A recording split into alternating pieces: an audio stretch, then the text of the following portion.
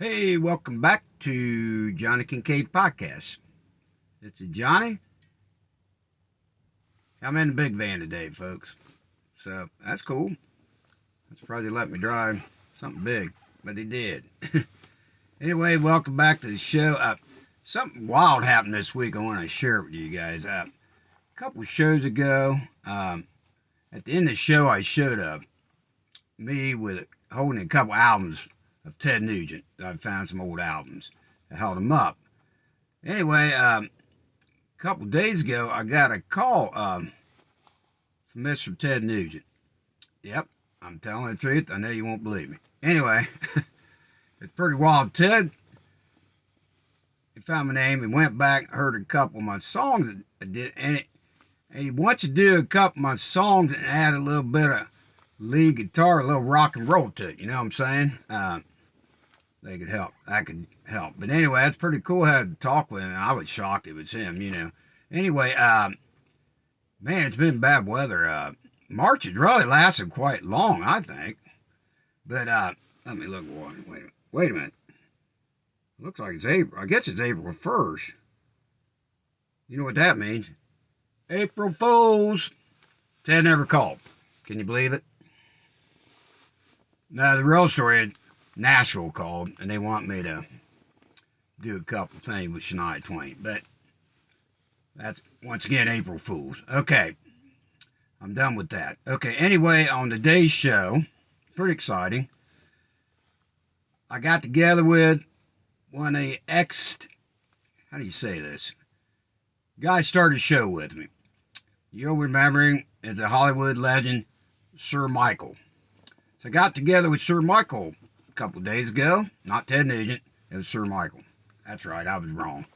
And we had a little talk, so we're going to show that on today's show. Then after that, my buddy Jeff, not too long ago, interviewed a retired crash test dummy. That's right. You're going to hear it on this show. So, you might want to take notes. But along that line, since I got to think about crash test dummy, you know, I worked in the crash test business for 30 years. So I think I know a little bit. Well, I was there 30 years. I probably worked maybe a total of 2, but I was there. Anyway, I want to give it some safety facts. Number 1, if you're right up front, especially if you're driving, wear a seatbelt. Keeps you safer. And another pet peeve of mine, which I see a lot driving around this van around, it's crazy. If it's dark, put your lights on so people can see you. Even if it's borderline dark, I know what people are thinking. Well, I can see the road. Guess what? But other people can't see you, especially if they go to pass somebody. This is for you young guy. In that split second where somebody can see you sooner will save an accident. And the statistics are, if you drive with your headlights on in the daytime, you're 30%, read that, 30% less likely to get an accident. I think that's worth it, because accidents are not cool. Even if you don't get hurt, it's a pain in the butt, right? With insurance and all that time. The other thing I see a lot of, it's pouring down rain, and people ain't got the lights on. And it's state law, I think it's all over the country probably, if it's raining, you have to, and you have your wipers on, you have to have your lights on. So I'm pretty sure that's a state law. I'm going to pause this tape here for a second. I'll get back to you.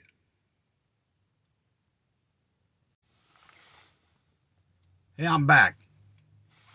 The second part. Yeah, somebody went walking by and I didn't want them to see me, you know, get recognized, and before you know it, there's a bunch of people around the vehicle. And it's a safety issue, you know, because there's other cars in this parking lot where I'm at. Undisclosed location. Anyway, like I said, I got together with Sir Michael. That's your safety tips, anyway. Put your darn light, when in doubt, you know you got automatic lights come on. If I'm leaving the house, and I've had it, you can see across in a house, they don't come on. I make sure my lights are on if I know I really want to be seen. And weather's shaky. It's in between the day and night, whatever. So put your lights on, please, and you'll thank me later, maybe. So that's the story on that. Now, going to do Michael, and then the crash test thing. Now, I made, you know me, I like to make up songs. So I made up a couple of songs. These songs kept coming to me about crash test dummies. So right before the show, I'm going to play 2 songs. Sing them, whatever. I can't play right now because I got the surgery coming up on my carpal tunnel and ulnar nerve on my elbow. I hurt my elbow at Kroger's pulling a grocery cart apart. Election day 2020, so quite a while. So finally, after a couple, got canceled because of COVID, got canceled because I had an appendectomy, and now I'm hoping, praying I don't catch cold. You know, surgeries in next week, so I'm hoping I don't catch cold or something. I gotta get this thing because it's really bothering me. I can't play guitar now. I'm trying to squeeze a couple songs in with cousin Paul over the weekend, but my fingers were not working. So, and I know when I get surgery, I won't be able to play for 3 or 4 months. Anyway, so the song's gonna be a cappella. Hope you enjoy them. You know, I could have wrote 5 or 6. And I'd spent 3 minutes on them, but so let me know if you like one of them if you want to. Oh, yeah, at the bottom down here, subscribe. It says subscribe down there. It don't cost you. It ain't like I'm money in my pocket. You subscribe and then you get more subscribers and something might happen. I'm not exactly sure, but every show I've ever watched, they say subscribe. And if I like the show, guess what? I subscribe. Help them out. So, appreciate that if you would. I don't want to bug you all the time. All you can do is click subscribe. You might get a message, and you can unsubscribe too, I think. So anyway, coming up, Sir Michael. And then crash test dummy interview with Jeff. And then I'll see you next show. Might come back after surgery, day after. We'll see. Talk a little bit. Anyway, have a great day. Have a great week. Talk to you later. Hey, welcome back to Johnny Kincaid Podcast. I'm back with Sir Michael. All the way from Hollywood. He flew in last night, didn't you? My arms are tired. Took the, what they call red eye? Not sure what they call it. I don't know why they call it that, but yeah. Well, I think you're tired when you get up or something. Yeah. I'm not sure. Yeah. I don't know if it's late at night or early morning. I think it's late at night. Is that what it is? Yeah. Anyway, how you been? Since last time I saw you. You got any updates on all your physical ailments? Yeah, man, it's tough getting old people. Well, if you watch this show and watch it, quit talking about your medical issue, but then something pops up I got to tell you about. That's what you deal with. There's usually some humor involved, even though I'm the one with all the pain. Anyway, had problems, all that, blah, blah, blah. So got back into town, see my regular doctor. I don't know if I talked about this or not. Anyway, she set me up to have a gallbladder. You haven't heard about this, have you?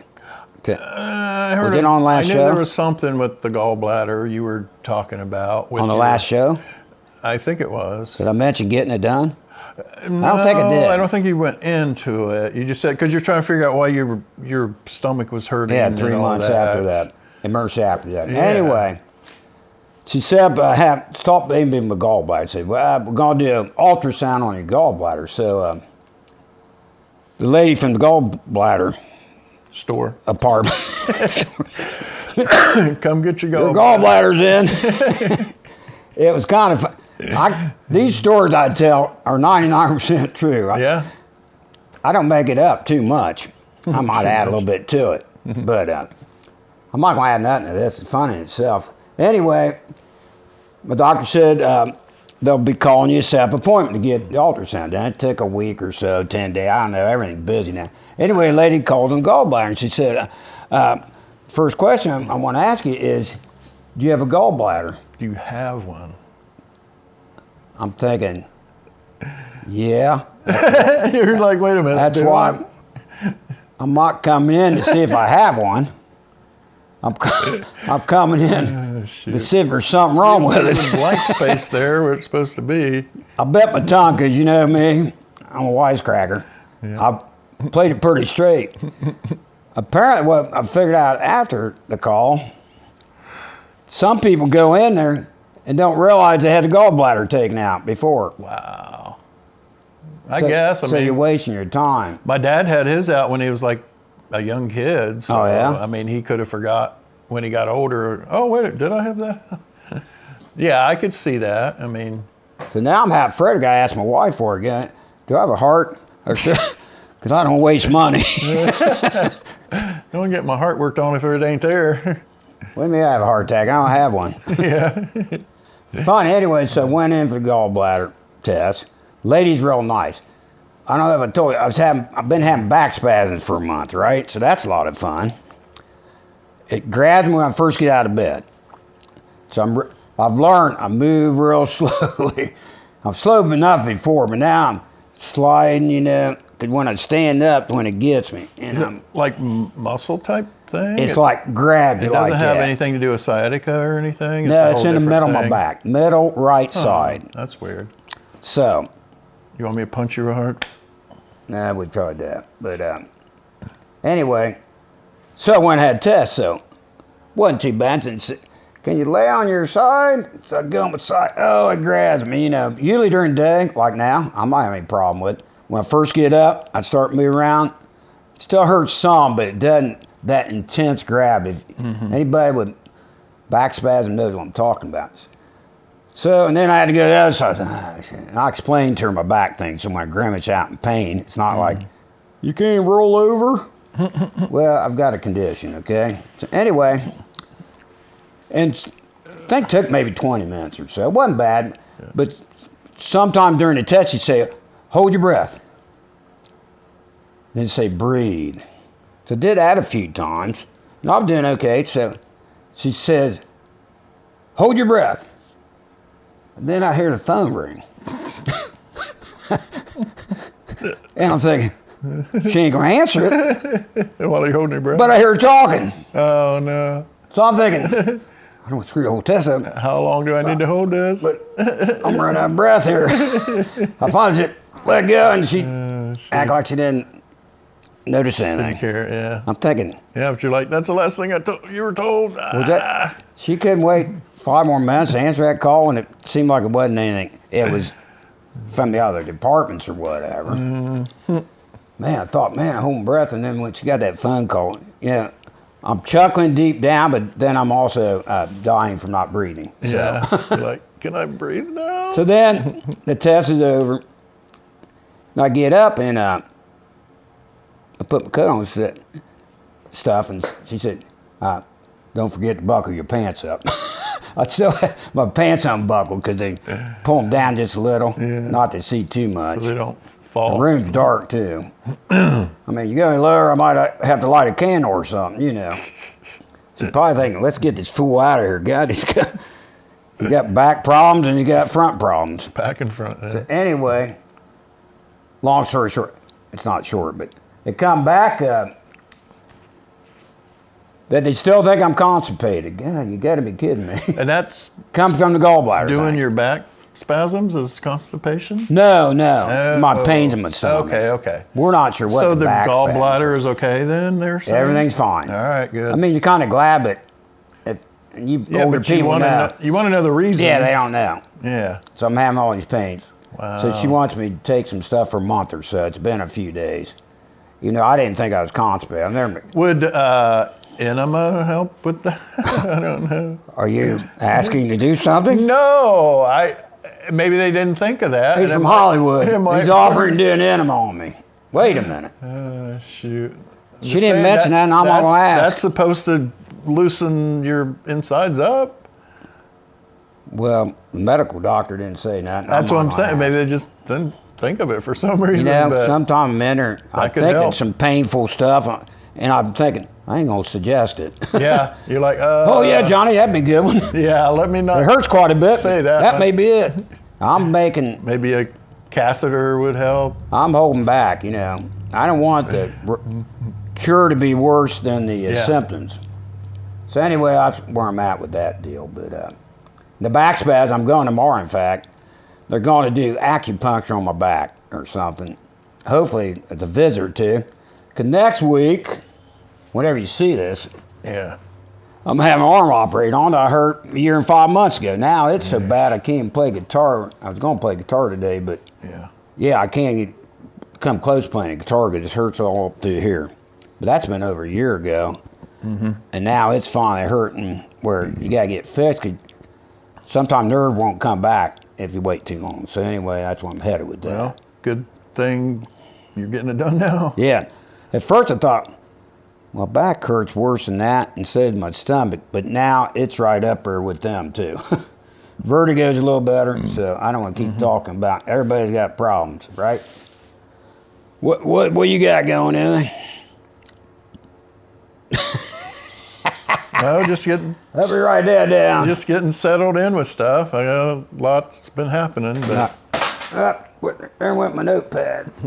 There went that bag. Just trying to relax and enjoy my life. Yep. You get in the car, but you won't get far.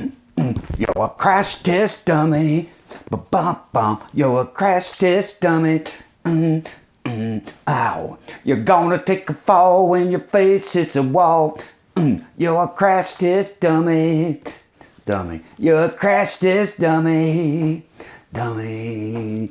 No one gonna take your place when they see your face. Oh yeah. You're a crash test dummy. You're a crash test dummy. Dummy.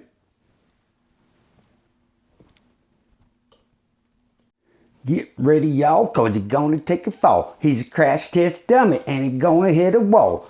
I'd be lying if I said it didn't hurt. If he don't make it, they'd be digging up some dirt.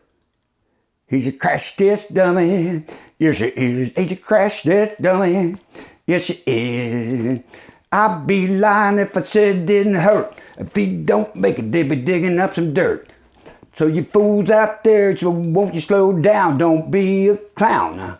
He's a crash test dummy. Yes, he is. He's a crash test dummy. Yes, he is. He's a crash test dummy. Yes, he is. It hurts when he hits a wall. Because he's a crash test dummy. Yo.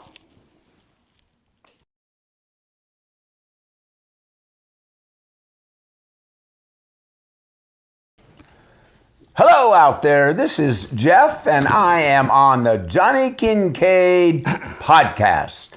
We have gone into a witness protection program and have now an exclusive sit-down interview with an actual retired crash test dummy. Crash test dummy. Thank you. Thank you. I thought I was one with the brain damage. Yeah. Here we are with an actual crash test dummy. Tell me a little bit about yourself. Well, I ain't no Vince and Larry, I tell you that, people. I'm here to expose this crash test industry and how they've taken advantage of people like myself over the years. So what you're saying is that in your role as a crash test dummy, there are people working behind the scenes who may be taking advantage of you. Yes, that's what I'm saying. I'll tell you, it all started back when I started, people. There weren't any seatbelts back then. That's how long that's been. I remember. You know, that's back when kids rode in the front seat standing up and your mom and dad encouraged you to ride up front with no seatbelt on. I come from a big family. They trying to get rid of a couple of us, but I hung on pretty tight. And that's how it started. When I first flew through my first windshield, I thought, this may be a career. You know? So I went into business, and at first it was okay. They treated us better. You know, we got fed lunch and dinner and stuff, and we had they paid for some of your medical bills and stuff. But they got worse and worse. They expected more, you know. You were doing head-on collisions every day, you know, and that, you know, one time I met Evel Knievel, he said, you guys crazy. If you know Evel Knievel, he jumped on his bus and stuff. Yep. But once in a while, he would land on his feet. Now, you mentioned the start of your career. Can you reflect back on the memory of going through your first windshield? Well, it was they show it in slow motion on some of these shows. Well, what happens, it ain't slow. It's kind of sudden, and you can't really be prepared for it. That was another question. How do you prepare for it? The sudden stop. I was drinking quite a bit then, but that don't help too much once you hit a wall gun 50. But now this ain't a hard hat either. This is just, it pushes in. So yes, we had no safety equipment. Was what they were doing, trying to see how bad we'd get hurt. They weren't trying to fluff it up to save the regular American people. Yeah, yeah. But then they started bringing in foreigners from other countries and pushing us a little bit. Yeah. We had to do more and more. Now I'm retired. I can't afford nothing. I can't afford depends. I got to wear baby diapers. Talk about tidy whities. You know what I'm saying? Well, did your role sort of diminish when the seatbelt really got popular? No, because I was in the crash to show people what happens when you don't wear it. Okay. And then finally airbags come. Toward the end of my career, airbags come in, and that helps quite a bit. It still burns. A lot of people don't remember, and I've been on quite a few accident scenes because I was in them, right? Yep. But when the airbag is off, its gunpowder sets it off. And when there's an accident, you have an accident in your pants. Yeah. Because you see the EMTs on TV and stuff? Yes. They come to the scene, they got their mask on. Yes. It ain't because of COVID. It's because of the smell after you dirty yourself. They ain't dumb. Well, now, do you actually work an 8-hour day? An 8-hour shift? Well, usually overtime. Yeah. And how many crashes might you go through in a given day? Well, usually one or two. Okay. Now I could talk back to prima donna Vince and Larry, who gets all that. You've heard of them, right? Yeah. You never heard of me. Yeah.